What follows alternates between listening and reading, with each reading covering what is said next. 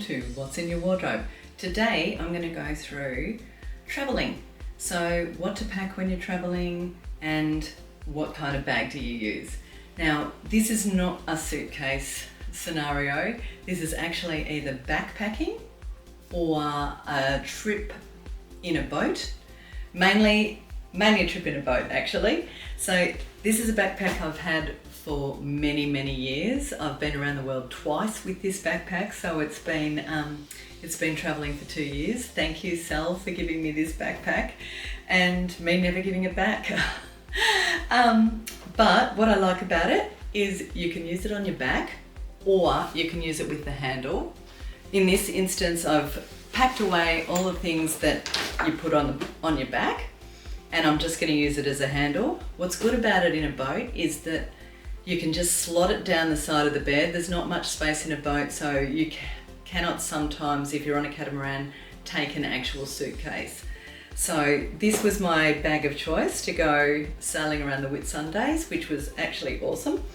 And the other reason I like this bag is because it's got lots of compartments. You can open it up like a suitcase, so you can have everything inside here lined up and you're not scruffing around looking for something every single day.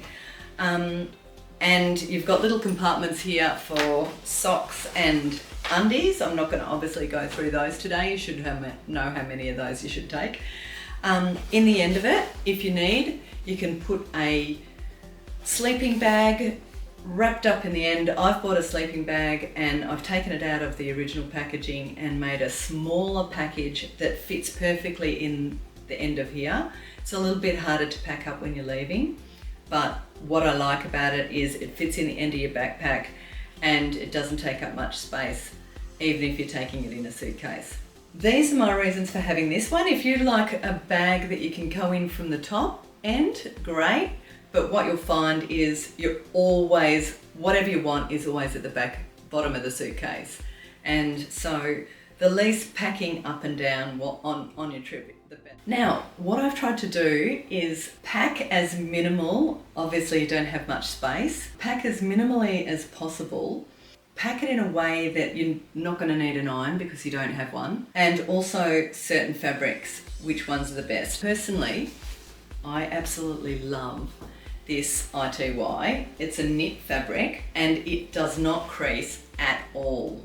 So you can screw it up in a ball, throw it around the room, and it's still going to look exactly the same as it did on day one. My things are always rolled. So you just make sure that they're nice and neat, and then you start from the end and just roll the whole thing down until it's in a sausage.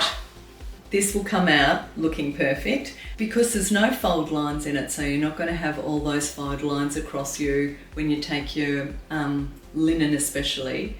This doesn't matter so much as it will not get a fold line in it, but linen especially, you're never going to look like you're scrunched up. If there's no hanging space, such as in the catamaran there's like one tiny cupboard, you're basically living out of your bag. It's going to look good all the time. If you come back, fold them again the same way or roll them again the same way. When you take it off, just re-roll it up and keep it stored rolled up while you're on your boat or traveling. And this is actually a set.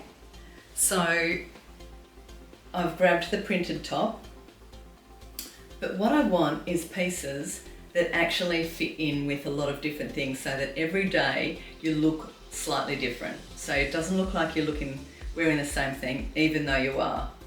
So you would wear this, and some days you might tie a red jumper around the neck of it so that it looks a bit different, because some people, they look at the actual thing as a whole and just think it's a totally different outfit. So if you're tying a red jumper or a blue jumper or a tan jumper, anything in the print that goes around the neck, it's going to look slightly different and it'll just look like a whole different outfit.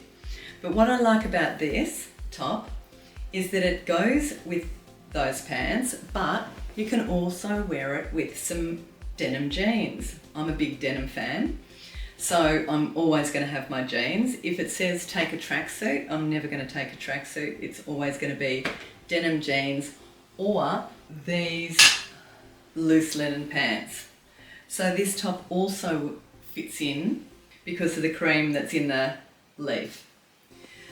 So you've worn this top 3 times on your trip and you've looked completely different in it every day by changing the bottoms. If you're going onto, like if you're sailing around island areas and you need to go onto an island, you might want to have lunch somewhere, you want to look nice, you pop your linen shirt on, and there's one outfit. You stay with this shirt, but you can pop your scarf on and you can wear it with your jeans. Very casual, looks great. Day 5. Day 6, pop on a different scarf and you can pop it back with your linen pants. It'll look different because people will be focusing on the scarf, not on everything else. And you can wear that also with your linen pants, or you can pop it on with your jeans again and stick your brown scarf on with it. I always like to take a couple of jumpers. There's 2 reasons for that. A, I get really cold. I also use them as an accessory to make something look different by just throwing it on around the neck of the shirt or around the neck of the top to keep the back of your neck warm. Females don't really like to show their upper arm. By wearing a jumper, it takes away the look of the upper arm and it makes your upper arm look a bit slimmer. It's a trick that I always use. ITY dresses, so this is just a basic long sheath which looks absolutely fantastic if you're going out for dinner because it looks quite dressy because it's long. But again, pop a jumper around the neck if you're worried about your arms. But also with these sheaths, apart from the fact that you can actually put a belt on and make it look different, you can just grab a rubber band and put a knot in the side and tie it with the rubber band, and it gathers in across the front of you, hides all the cakes that you've eaten on a trip or whatever you've eaten, but it changes it into a different dress as well. You've got a couple of pairs of bathers. You need, I would say 2 or 3 because every day you're going to be in the water. And a couple of really light sarongs, which also you can use as an accessory. Tie it around your neck so that it's a dress as well. And there it is, 7 days of travelling with hardly any luggage. Have a good trip. Bye.